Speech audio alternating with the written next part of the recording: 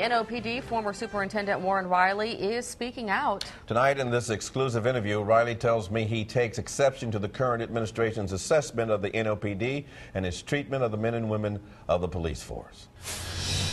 Certainly we had some issues, clearly, with the federal investigations.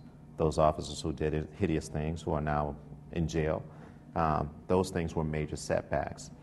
But there were officers, on the other side, there were officers who did phenomenal things. And too often it has been stated that this police department was so bad, it was so bad. You know, that's one of my predecessor's comments. And even this said current administration saying they inherited the worst police department in the country was absolutely, positively more political than factual.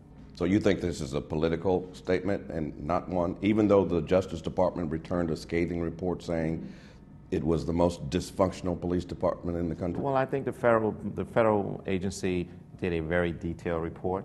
I'm not going to go against what the federal authority said, but what wasn't stated was all the positive things that were in fact done.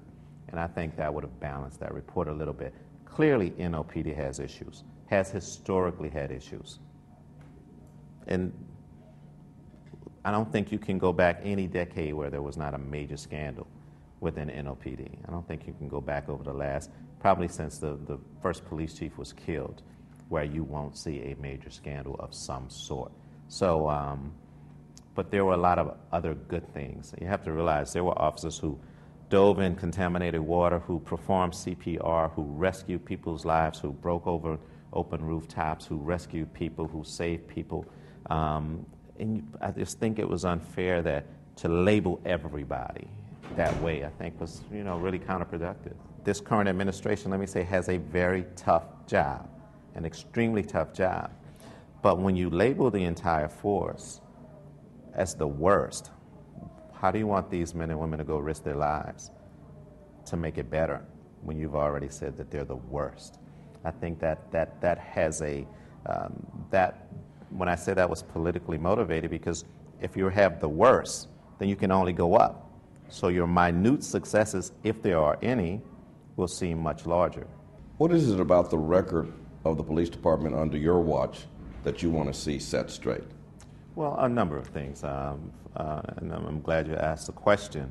You know, there are some things that were put out there that gave a really bad perception of NOPD that was not correct.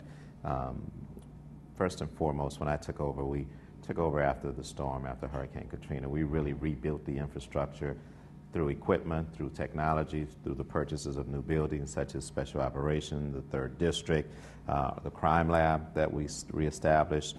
On a scale of 1 to 10, with 10 being the highest, what number would you give the current administration?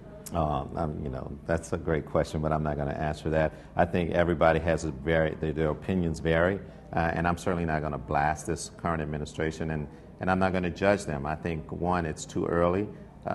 There still needs to be more time, but and we'll see what successes occur.